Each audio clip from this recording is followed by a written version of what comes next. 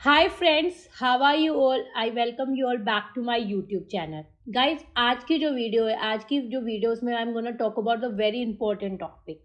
आप जब से स्टॉक मार्केट में आए होंगे, आपने एक चीज़ सुनी होगी, हमेशा एक ट्रेडर यही बोलता है कि option buyer can't make money in the stock market, only option seller make the money.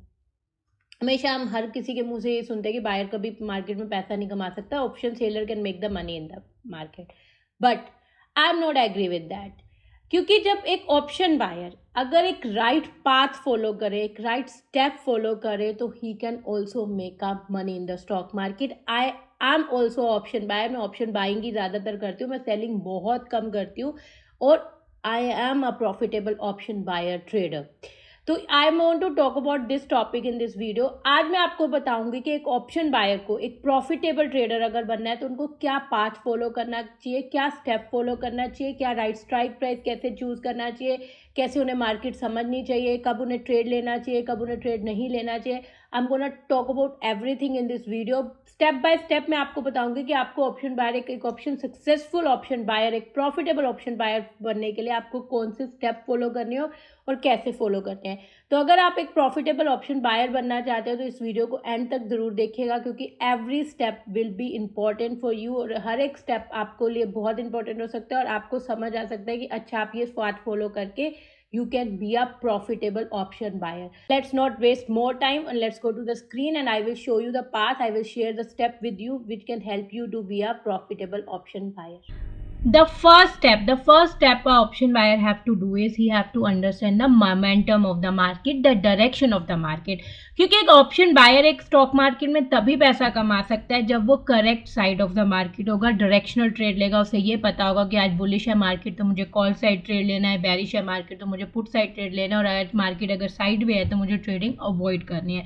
क्योंकि जो ऑप्शन सेलर होता है ना, वो नॉन डायरेक्शनल मार्केट में भी पैसा कमा लेते हैं और साइड वे मार्केट में भी पैसा कमा लेते हैं। बट हमारे जो एक ऑप्शन बायर होता है ना, उसको अगर मार्केट से पैसा कमाना है तो you have to understand the right direction of the market. उसको मार्केट के करेक्ट साइड में होना बहुत ज़रूरी है, तभी वो मार्केट से पैसा कमा पाएंगे। अगर आप मार्केट का डायरेक्शन नहीं समझेंगे, मोमेंटम नहीं समझेंगे, और अगर आप रॉन्ग साइड ट्रेड लेंगे तो you will lose the money.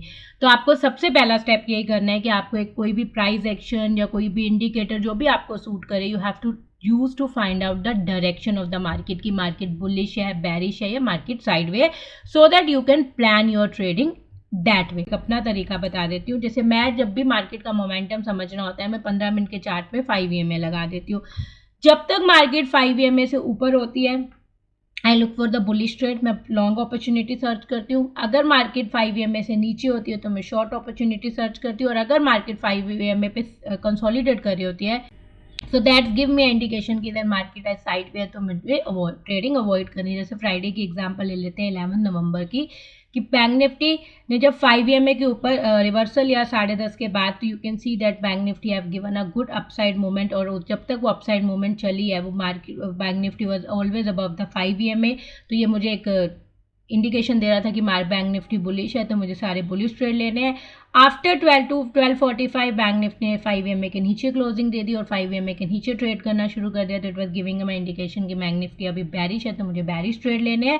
और उसके बाद जब बैंक निफ्टी ने 5 EMA पे कंसोलिडेट करना शुरू कर दिया, तो it was giving me indication कि मार्केट अब साइड वे, तो I should avoid the trading. तो एक ऑप्शन बायर को सबसे पहले मार्केट का मोमेंटम समझना होगा, so that he can be in the right direction of the market, then you can make a money in the market. The second step है option buyer have to follow, अगर उनको market से पैसा कमाना है, कि उनको ट्रेड में एंटर करने से पहले उनके सेट ऑफ रूल फिक्स होने चाहिए कि क्या उनकी एंट्री टाइप है, कब उनको ट्रेड में एंटर करना है, क्या उनका टारगेट होगा, क्या उनका स्टॉप लॉस होगा, कब उन्हें अपना प्रॉफिट बुक करना है, कब उन्हें अपना प्रॉफिट ट्रेल करना है। क्योंकि अगर option buyer set of rules नहीं रखेगा ना, he will make losses in the market. क्योंकि एक ऑप्शन बायर को करेक्ट टाइम पे, राइट टाइम पे अपना प्रॉफिट बुक करना बहुत ज़रूरी होता है। अगर हम अपने करेक्ट टाइम पे, राइट टाइम पे प्रॉफिट बुक नहीं करेंगे और मार्केट ऑपोजिट चली गई, कंसोलिडेट कर गई या नीचे आ गई या ऑपोजिट साइड चली गई, तो हम लॉसेस कर जाएंगे। तो इसलिए एक ऑप्शन बायर को अपने ट्रेड में एंटर करने से पहले ये ज़रूर पता होना चाहिए कि अगर मैं इस ट्रेड में एंटर कर रहा हूँ तो मैं किस बेसिस पे इस ट्रेड में एंटर कर रहा हूँ, और अगर मैं इस ट्रेड में एंटर कर रहा हूँ तो मेरा क्या टारगेट होगा, क्या मेरा स्टॉप लॉस होगा, कब मैं अपना प्रॉफिट ट्रेल करूँगा। उनको ये सारे सेट ऑफ रूल फिक्स होने चाहिए। अगर ये रूल आपके फिक्स नहीं होंगे तो you won't be able to make money in the option buying.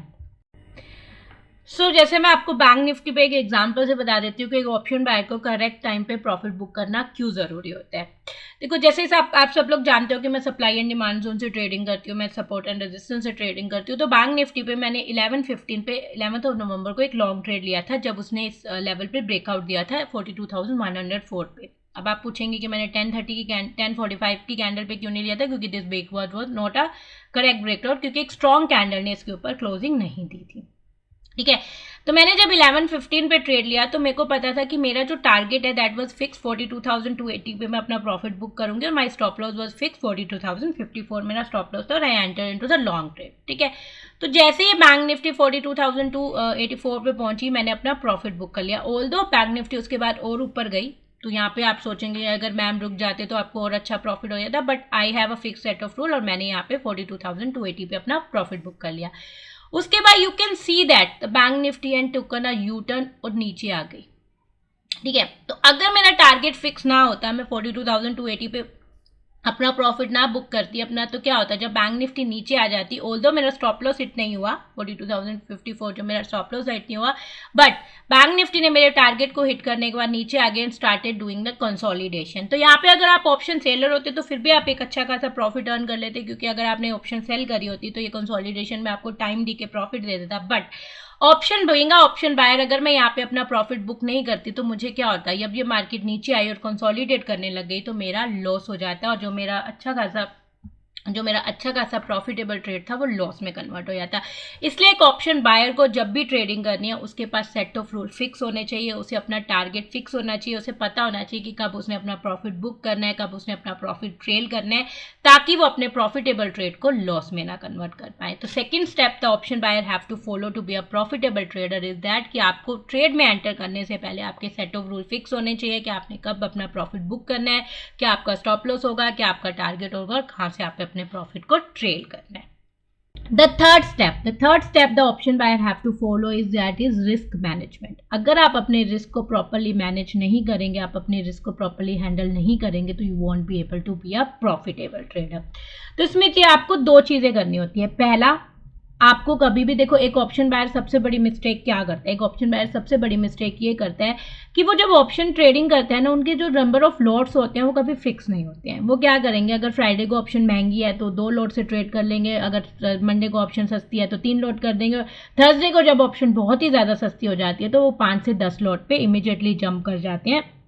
That is the biggest mistake option buyer do, क्योंकि क्या होता है, अगर आप थर्सडे को 10 लॉट पे कर रहे हो और आपका स्टॉप लॉस हिट हो गया तो you will make a big losses. ठीक है, to have to trade with the fix number of lot for the whole week. आपको पूरा का पूरा हफ्ता एक ही नंबर ऑफ लॉट रखने चाहिए। अगर आपने फ्राइडे को 2 लॉट से ट्रेडिंग स्टार्ट करी है तो आपको पूरा वीक 2 लॉट से ही ट्रेड करना है, चाहे वो ऑप्शन सस्ती है, चाहे वो ऑप्शन महंगी है, चाहे वो ऑप्शन कैसी है, क्योंकि आप अगर सेम नंबर ऑफ लॉट रखेंगे तो आप अपने रिस्क को मैनेज कर पाएंगे। बट अगर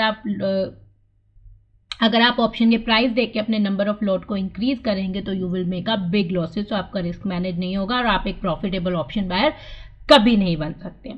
तो one rule have to follow to make your risk management that कि आपके नंबर ऑफ लॉट फिक्स होने चाहिए। जब आपने एक हफ्ता एक फिक्स नंबर ऑफ लॉट से प्रॉफिट अर्न कर लिया तो then you can increase your lot by 1 lot और 2 lot as per your capacity. आप उसको इंक्रीज कर सकते हैं, बट कभी भी ऑप्शन के प्राइस को देख के अपने लॉट्स को इंक्रीज मत करना।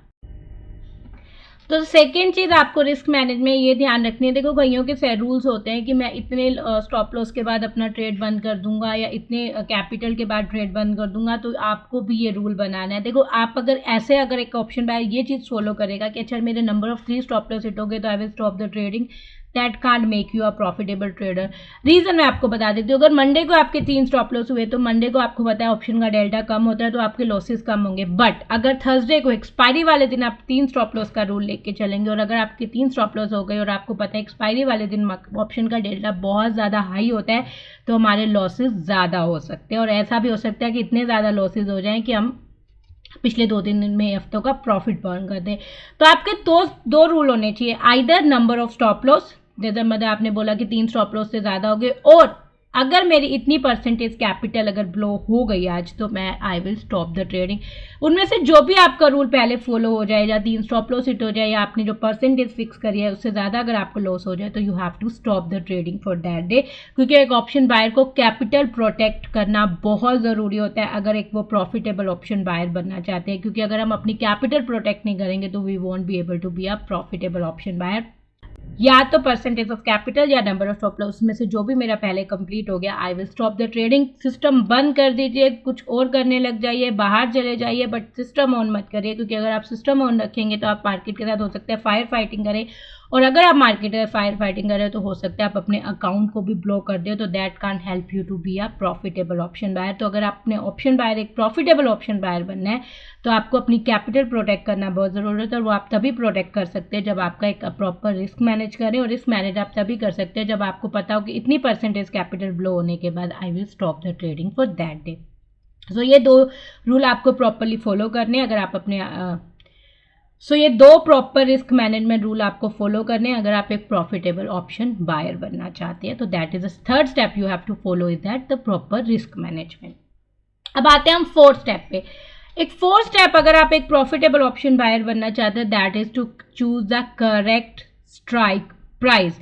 अगर आप जब भी ऑप्शन बाइंग करते हैं, अगर आपने करेक्ट स्ट्राइक प्राइस चूज नहीं करी तो आप कभी भी प्रॉफिटेबल ऑप्शन बायर नहीं बन। मैम करेक्ट स्ट्राइक प्राइस होता है कि हमें कैसे पता चलेगा कि हमें कौन सी स्ट्राइक प्राइस चूज करनी है? देखो मेरे लिए करेक्ट स्ट्राइक प्राइस है always I go for the in the money option. मैं कभी भी आउट ऑफ मनी ऑप्शन पे ट्रेड नहीं करती हूँ, ज़्यादातर मैं एट द मनी ऑप्शन या इन द मनी ऑप्शन पे ट्रेड करती हूँ। क्योंकि अगर मेरे को पता है कि अगर मैं आउट ऑफ मनी ऑप्शन पे ट्रेड करूंगी तो I won't be able to make up that profit जो मुझे इन द मनी और at the money option trade देगी। क्योंकि इन द मनी ऑप्शन और एट द मनी ऑप्शन ही हमेशा एक ऑप्शन बायर को प्रॉफिटेबल ट्रेडर बना सकती है। तो अगर आपको भी करेक्ट स्ट्राइक प्राइस चूज करना है तो always go for the in the money option और एट द मनी ऑप्शन। जैसे फ्राइडे का दिन था, फ्राइडे को मैं हमेशा एट द मनी ऑप्शन पे ट्रेड कर लेती हूँ क्योंकि मुझे पता है कि फ्राइडे को इतना हाई डेल्टा नहीं होता, मुझे एट द मनी ऑप्शन भी एक अच्छा प्रॉफिट दे जाएगी। मंडे, ट्यूसडे, वेडनेसडे को मैं हमेशा इन द मनी ऑप्शन पे जाती हूँ, थर्सडे को मैं ज़्यादातर deep in the money option पे जाती हूँ। जैसे यहाँ पे मुझे एक कॉल बाय करनी है 11:15 पे, अब ये फ्राइडे था तो यहाँ पे मैं क्या करूँगी, मार्केट इज जैसे ये कैंडल क्लोज हुई है 42,144 पे, ठीक है। तो मुझे यहाँ पे अगर इन द मनी ऑप्शन अगर फ्राइडे है तो मैं एट द मनी ऑप्शन जाऊंगी। एट द मनी ऑप्शन इस टाइम मेरी कॉल कौन सी बनेगी 42,100। तो मैं क्या करूंगी, जाके 42,100 की कॉल को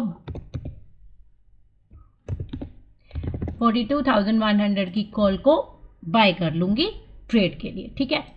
अब अगर यही ट्रेड मेरा ट्यूसडे या वेडनेसडे बनता तो मैं यहाँ पे इन द मनी ऑप्शन पे जाती, तो मेरा इन द मनी ऑप्शन होता 42,000 की कॉल। क्योंकि मैं थोड़ा डीप जाती तो मैं क्या करती 42,000 की कॉल को बाय कर लेती, ठीक है।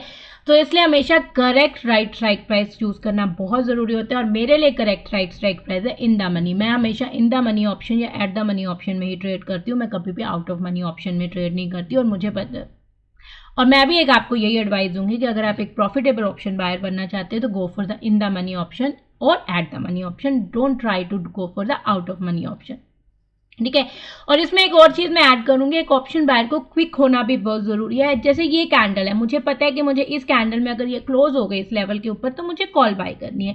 तो मैं क्या करूंगी, ये कैंडल क्लोज होने का वेट नहीं करूंगी। नहीं तो ऑप्शन बायर क्या करते हैं, जैसे ही कैंडल क्लोज होता है उसके बाद स्ट्राइक प्राइस ऐड करेगा अपने ब्रोकर के अकाउंट में, फिर उसको वो क्या करेगा, जैसे ही कैंडल क्लोज होगी फिर उसके बाद वो 42,000 की का स्ट्राइक प्राइस ऐड करेगा, फिर उसे बाय बटन खोलेगा, फिर अपनी क्वांटिटी डालेगा कि मुझे 200 क्वांटिटी लेनी है, फिर मार्केट प्राइस अर्न करेगा और फिर बाय करेगा।